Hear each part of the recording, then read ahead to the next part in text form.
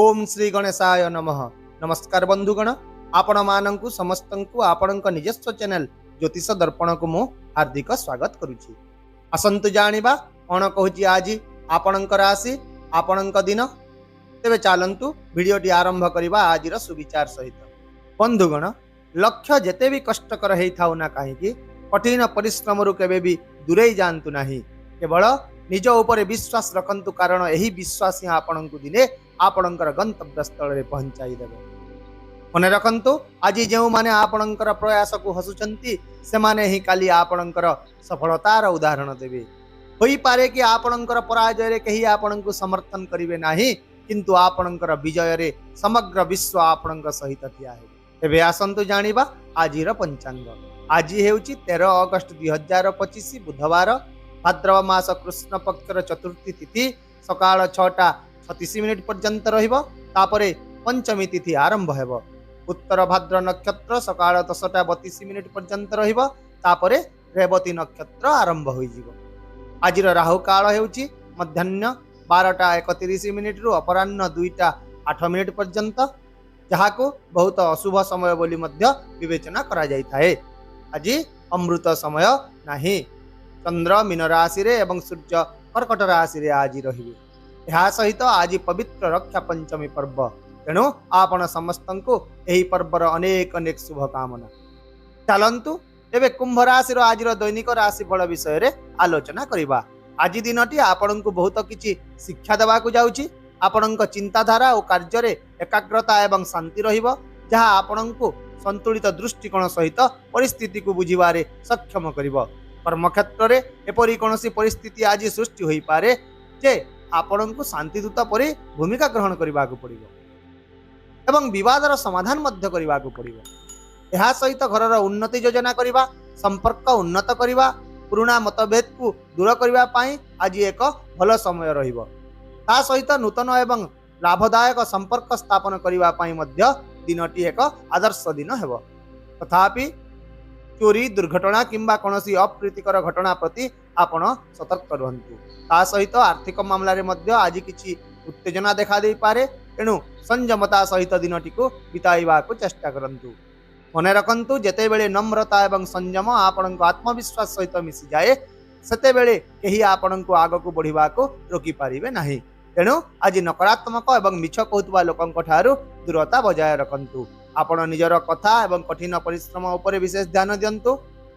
ता सहित क्रोध किंबा आवेगर वशवर्ती होई कोनोसी निष्पत्ति नियंतु नाही, नचेत निकटतर लोक माने मध्य आपणको दूरेई देई पारंती।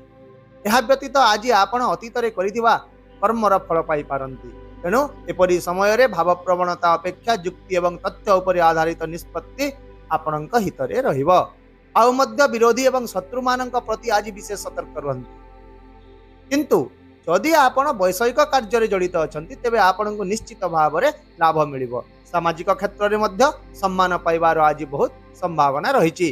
कर्म क्षेत्र रे आपणक कठिन परिश्रम एवं सच्चोटतार सठिक मूल्यांकन करा जिवो। आज आपण पड़ी रहितबा प्रकल्प गुड़िक उपरे मध्य ध्यान देबे। एहा छडा आज एक नूतन प्रकल्प किंबा एक नूतन चाकरी आरंभ करिबा पई दिनटी भल रहिबो। जदि आपण कोनोसी पुराना विवाद किंबा प्रकल्प रे फसी रहितिले, तेबे आज एथिरे स्पष्टता आसीबो एवं आपणकर पक्ष दृढ़ हेबो। तथापि आज कोनोसी यात्रा करिवा ठारू दूरेई रहंतु एवं कोनोसी अजणा व्यक्तिक सहित आपणकर योजना गुडी को शेयर करंतु नाही। सही परि करियर रे आज आपणकर ध्यान नेटवर्किंग एवं भल संपर्क गठन उपरे रहिबो। तथापि आज प्रतियोगितार परिवेश रही पारे, किंतु आपण निजर शक्ति एवं आत्मविश्वास सहित आगकू बढ़िबारे सक्षम हेबे। आउ मध्य आज काहाकू आपण अंध भाव रे विश्वास करंतु ना, नचेत क्षति रे पड़ी पारंती। आज आयर बंद होइतिबा उत्स गुड़िक पुणी थरे आपणक पई खोली जाई पारे, जहा आपणकर आर्थिक स्थिति को आज बहुत मजबूत करिवो। व्यवसाय रे आर्थिक लाभ पाइबा पई आज आपणको किछिटा अतिरिक्त प्रयास करिबा को पड़ी पारे। जदि आपण परिवार एवं व्यावसायिक कार्य रे संतुलन बजाय रखिबे, तेबे व्यवसाय रे एक खुशीर परिवेश रहिबो। छात्र छात्री मानंको समानंक प्रकल्प एवं अध्ययन रे आज विशेष सफलता मिलिबो। स्वास्थ्य दृष्टिकोण रु दिनटी उत्थान पतन होई पारे। योग एवं ध्यान को आपणक दैनंदिन कार्य रे शामिल करंतु एवं आज आलस्य को आपण पाखक आदौ आसवाक दिंतु नहीं। यह सहित अन्य कहार मामला रे अजथा हस्तक्षेप करंतु नहीं, नचेत आगामी समय रे आपण ही असुविधा रे पड़ी पारंती। आज अनेक कार्य एकाठी हेबा जगो आपण टिके मानसिक थक्का अनुभव करिवे, किंतु ग्रह मानकर भल स्थिति रहितिबारु आपण एहाकु संभाळी मध्य नेबे। यह सहित आज संतुलित खाद्य एवं पर्याप्त निद अत्यंत जरूरी अटे। यदि कौनसी स्वास्थ्य जांच करने बाकी रही तेबे यहाकु आज स्थगित रखंतु नाही, अति शीघ्र जांच करे नियंतु।